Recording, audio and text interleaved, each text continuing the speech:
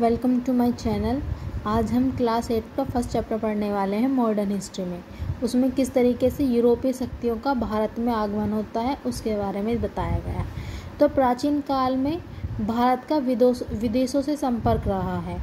16वीं शताब्दी से भारत से व्यापार करने के लिए यूरोपीय शक्तियों ने भारत में आना प्रारंभ कर दिया। यानी कि प्राचीन काल से ही था विदेशों से संपर्क, लेकिन 16वीं शताब्दी से यूरोपियन शक्तियाँ भारत में आने लगती हैं। जैसे पहले उसमें पुर्तगाल, डच, फ्रांसीस एवं ब्रिटिश प्रमुख थे। भारत और यूरोप के मध्य व्यापार जल और थल द्वारा होता था। इन मार्गों की संख्या 3 थी। प्रथम मार्ग कहाँ से? फारस की खाड़ी से होता हुआ समुद्री मार्ग से था। इस मार्ग को इराक, तुर्की, वेनिस और जनेवा जैसे व्यापार होता था। दूसरा मार्ग था वो लाल सागर से होता हुआ जाता था। ये रहा लाल सागर। पहला यहाँ से फारस की खाड़ी, ये फारस की खाड़ी यहाँ से होता था। दूसरा रास्ता ये है लाल सागर से अलेक्जेंड्रिया का था, जहाँ से समुद्री द्वारा वेनिस और जनेवा जाया जाता था। तीसरा मार्ग मध्य एशिया से मिस्र, यानी कि यहाँ से इनसे होता हुआ ये तीसरा रास्ता था। मध्य एशिया से मिस्र की ओर यूरोप के लिए था। ये आप मैप अच्छे से देख लीजिए। ये रहा फर्स्ट फारस की खाड़ी, दूसरा लाल सागर, और ये मध्य एशिया से होते हुए यूरोप जाता था। ठीक है, वेनिस, जनेवा। अच्छा, अब आगे। इस प्रकार से यूरोप के सभी क्षेत्रों में भारत की वस्तुओं का वितरण के लिए वेनिस और जिनेवा प्रमुख व्यापारिक केंद्र थे। इटली ने भारत की प्रमुख वस्तुओं के व्यापार पर अपना एकाधिकार जमाए रखने के लिए यूरोप की शक्तियों को व्यापार से हिस्सेदारी को रोक दिया।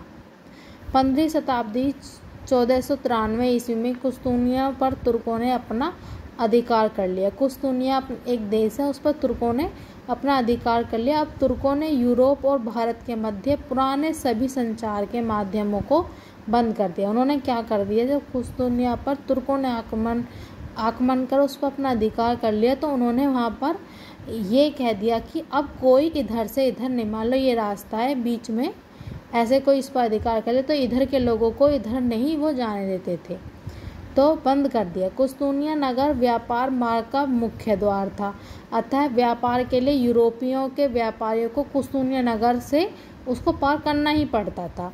लेकिन तुर्कों ने उस मार्ग पर अपना कब्जा कर लिया, तो यूरोप और भारत के मध्य व्यापार को बहुत बड़ा धक्का लगा, यानी कि उन्होंने व्यापार होने के लिए मार्ग नहीं दिया। अब फिर इसी के चलते यूरोप की शक्तियों को अपने व्यापार करना था भारत से, तो समुद्री मार्ग की नई खोज हुई। समुद्री मार्ग, अब यूरोप वासियों ने व्यापार के लिए नए समुद्री मार्ग की खोज करना आरंभ कर दिया। इन जगह की खोज मात्र संभावनाओं के आधार पर थी, यानी कि जैसे कि ये एक संभावना थी कि शायद समुद्री मार्ग से रास्ता मिल जाएगा। इसलिए कुछ नाविकों ने यूरोप को उभरते राज्यों के महत्वाकांक्षी राजाओं ने एवं रानियों ने धन, धर्म और ध्वज के सपने दिखाए। उन्होंने क्या सपना दिखाया कि हमारा धन मिलेगा, हमारा धर्म बढ़ेगा, हमारे ध्वज का सम्मान होगा।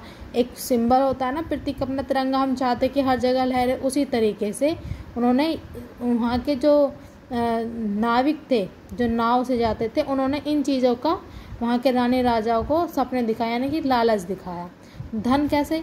राज्य की आमदनी के लिए खजाना इकट्ठा करना, कीमती धातु, सोना, चांदी, मसाले, फ़ायदेमंद व्यापार कर एकमात्र व्यापार करने की संभावना हो सकती है। धर्म, ईसाई धर्म दूर दराज के इलाकों में फैलेगा।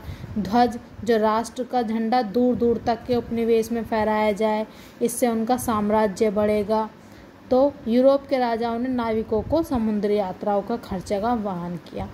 इन नाविकों ने कुतुबनुमा की सहायता से रास्तों को देखा। ये है कुतुबनुमा, यानी कि हम क्या कहते हैं, वो दिशा यंत्र, नॉर्थ साउथ दिखाता है। जो लंबी समुद्री यात्राएं की, कुतुबनुमा के द्वारा दिशाओं का ज्ञान होता था। भारत की खोज के लिए निकले निवासी कोलंबस थे वो भारत की खोज के लिए निकले और अमेरिका की खोज हो गई। उसी तरीके से फिर पुर्तगाल के निवासी वास्को डी गामा अपनी लंबी जल यात्रा के दौरान अफ्रीका के दक्षिण छोर पर होते हुए भारत के पश्चिमी समुद्री तट, कहाँ पर, पश्चिमी समुद्री तट कालीकट बंदरगाह पर 1498 ईस्वी में पहुंच गए। अब पुर्तगालियों को हिंद महासागर होते हुए पूर्वी द्वीप समूह का नया जलमार्ग मिल गया था और अब यूरोप और भारत में पुनः व्यापार आरंभ हो गया था। यूरोपीय व्यापार। पुर्तगालियों ने हिंद महासागर के माध्यम से होने वाले व्यापार पर अपना एकाधिकार कर लिया। सोना चांदी लाते और हमारे देश से सूती रेशम के कपड़े और विभिन्न मसाले ले जाते, बहुत मुनाफा कमाते थे। पुर्तगाल के मजबूत नौसेना के कारण हिंद महासागर में कोई दूसरा देश पुर्तगाल की इजाज़त के बिना अपना जहाज नहीं ले जा सकता था। वास्को डी गामा के भारत पहुंचने के बाद एक एक कर हॉलैंड, फ्रांस, इंग्लैंड के व्यापारी भारत आने लगे। भारत के यूरोपीय व्यापारियों की होड़।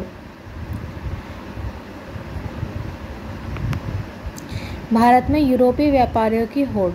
व्यापार के लिए धन, लंबी यात्रा करने वाले जहाज तथा नाविक तीनों साधनों की बहुत ही महत्व था। इन साधनों को प्राप्त करने के लिए कुछ अमीर यूरोपीय व्यापारियों ने 17वीं शताब्दी के शुरुआत में यानी कि 1600 से 1670 के ईस्वी के बीच में व्यापारिक कंपनियां स्थापित की। व्यापारिक कंपनियों का अर्थ है कि व्यापार में कई लोग हिस्सेदारी शेयर होते थे। हिस्सेदारी व्यापार अपनी अपनी पूंजी लगाते, लगाई गई पूंजी के अनुपात से व्यापार से प्राप्त मुनाफे को आपस में वो बांट लेते थे। हॉलैंड व Dutch east India company, England में ब्रिटिश ईस्ट इंडिया कंपनी बना और फ्रांस में फ्रेंच ईस्ट इंडिया कंपनी। आज भी निजी कंपनियां इसी तरीके से पूंजी बांटती हैं। ये यूरोपीय कंपनियों के आगमन का क्रम है। पुर्तगाल, अंग्रेज, डच और फ्रांसीस। भारत में सबसे पहले पुर्तगाली व्यापार करने आए। सबसे पहले पुर्तगाली आए थे जो वास्को डी गामा था, कालीकट के तट पर आया था 1498 में। उन्होंने पश्चिमी समुद्री तट पर गोवा, दमन द्वीप तीनों पर गोवा, दमन द्वीप में अपना व्यापारिक केंद्र स्थापित किया। विदेशी कंपनियां इन व्यापारिक केंद्रों को कोठी यानी कि फैक्ट्री कहती थी। यानी कि जो उनकी जो ये थी व्यापारिक केंद्र, उनको वो क्या कहती थी, कोठी और फैक्ट्री कहती थी। फैक्ट्री, देखो फैक्ट्री के बारे में बताया गया है। फैक्ट्री, कोठी। फैक्ट्री शब्द का प्रयोग व्यापारिक केंद्र में स्थापित कार्यालय तथा कोठी से है।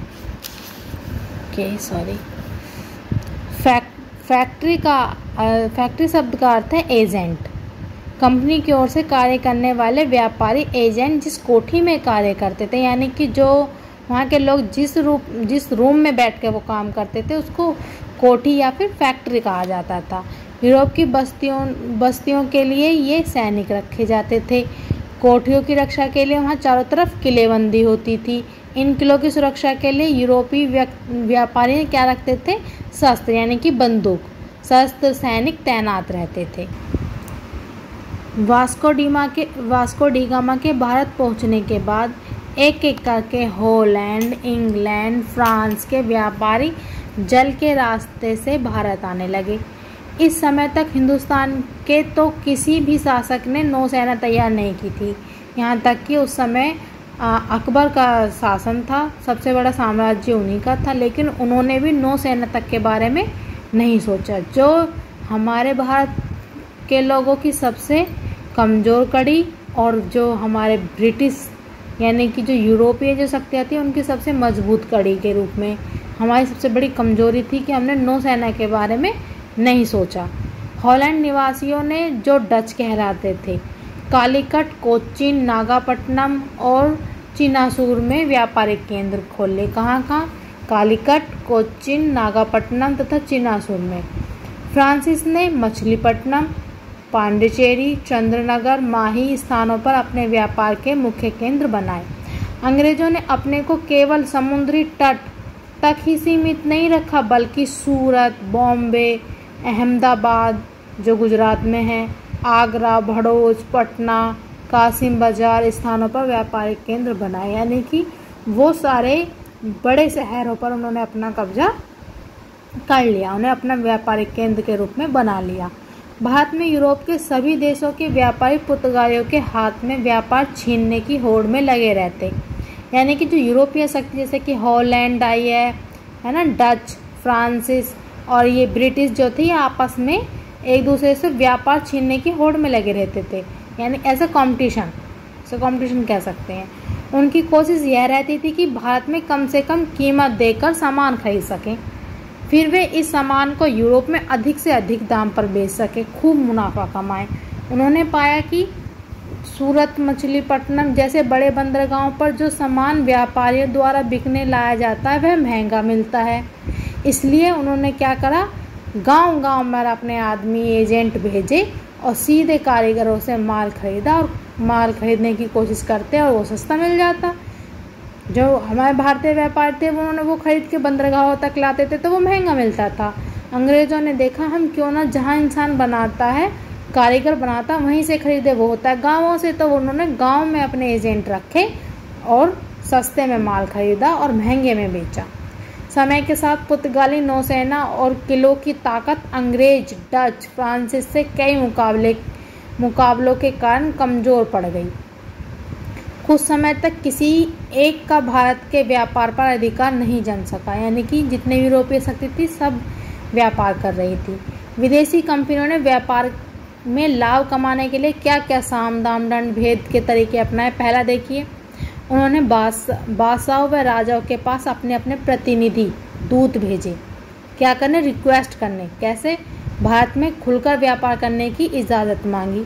अनुमति प्राप्त करने के लिए उन्होंने खुशामद की, उससे उन्होंने राजाओं ने एक फरमान जारी कर दिया। दूसरा पॉइंट, व्यापारियों के दूत ने कुछ करों को न देने की छूट मांगी। उन्होंने कहा हमसे कर ना लें, यानी कि हमें रियायत दें, थोड़ा कर छूट दें।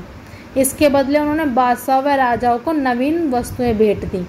उन्होंने क्या गिफ्ट दिए और कहा हमें हमसे थोड़ा कम कर लो। एक गिफ्ट की यहाँ पर चर्चा दी गई, क्या है, मुग़ल बादशाह जहांगीर यानी कि अकबर का पुत्र के दरबार में कैप्टन हॉकिंस 1608 में गए, आने वाले प्रथम अंग्रेज राजदूत थे। इसके बाद सर टॉमस रो गए। ये जो कैप्टन हॉकिंस गए थे व्यापार की अनुमति लेने, इनको जहांगीर ने मना कर दिया। लेकिन जब बाद में टॉमस रो गए, सर टॉमस रो 1615 में, यानी कि उनके लगभग 7 साल बाद जहांगीर के दरबार में आए, तब उन्होंने मुग़ल जहांगीर के दरबार की शान और शौकत देखी। उससे वो बहुत प्रभावित हुए। उसने सम्राट को अंग्रेजी दस्ताने भेंट किए, इंग्लैंड में इस्तेमाल किए जाने वाली बग्घी दी, जिससे जहांगीर प्रसन्न हुए। और जहांगीर प्रसन्न होकर क्या किया, उन्होंने उनको व्यापार करने की अनुमति भी दे दी थी। ये मानचित्र दे रखा है, इसमें अंग्रेज, फ्रांस, पुर्तगाल, डच फैक्ट्रियों की सूचियाँ हैं। देख लीजिए मैप का, जहाँ पर ट्रायंगल में वहाँ फ्रांसीसी कंपनियाँ हैं, पॉइंट पर अंग्रेजी हैं और डच हैं, डेनिश हैं, सब देख लीजिए यहाँ पर। इसमें लिखा है राजाओं के मन में यह आशा थी कि उनके राज्य का खजाना बढ़ेगा, करों में छूट देने से उनके राज्यों में ज़्यादा व्यापार आकर्षित होंगे और राज्य खूब फूलेगा। जैसे हम कहते हैं ज़्यादा बाहर की कंपनियाँ आएंगी तो हमें मुनाफा होगा, इससे और अधिक कर मिलेगा। लेकिन हुआ इसके उलट। नेक्स्ट पेज, चैप्टर हमारा ख़त्म होने वाला है। दूसरा, हिंदुस्तान के राजाओं के मन में यूरोपीय व्यापारियों की तरफ से मिलने वाली धमकियों का असर भी था। पुर्तगाल नौसेना का मुकाबला दूसरे यूरोपीय देशों की सशक्त नौसेना से ही कर सकती थी और हिंदुस्तान के जहाज़ों को पुर्तगालियों के खतरे से सुरक्षा की ज़रूरत थी। यानी कि उन्होंने नौसेना का उन्हें डर था कहीं ना कहीं। आगे देखिए, अंग्रेजी, फ्रांसीसी व डच कहते हैं व्यापार की छूट दोगे तभी हम हिंदुस्तानी जहाज़ों की सुरक्षा कर सकेंगे या सुरक्षा की गारंटी देंगे, नहीं तो मौका मिलने पर हम उन्हें लूट लेंगे या उनको डुबो देंगे। यानी कि एक मोनोपोली उन्होंने अपने एकाधिकार जमा लिया था समुद्र पर। पुर्तगाली जितने भी यूरोपीय जितने भी थे, तो उन्होंने भारत के जहाज़ों को निकलने के लिए ये धमकी के रूप में था। आगे देखिए, इन नीतियों व स्थितियों का फ़ायदा उठाकर यूरोप के व्यापारियों ने हिंदुस्तान में व्यापार से खूब लाभ कमाया। उन्हें कई बार टैक्स ना देने की छूट मिली। ज़मीन खरीद कर उन्हें अपने गोदाम पर या फिर घर बंदर अपने अपने किले में बनवाए उन्होंने। और भी जाने, क्या जाने, यूरोपियों द्वारा मसालों का प्रयोग स्वाद के लिए नहीं होता था। वो मसाले ले जाते थे यहाँ से, बल्कि वो मांस को सड़ने से बचाने के लिए उसका प्रयोग करते थे, जिससे उसे मांस में लगा दें तो कई महीने तक सुरक्षित रहे।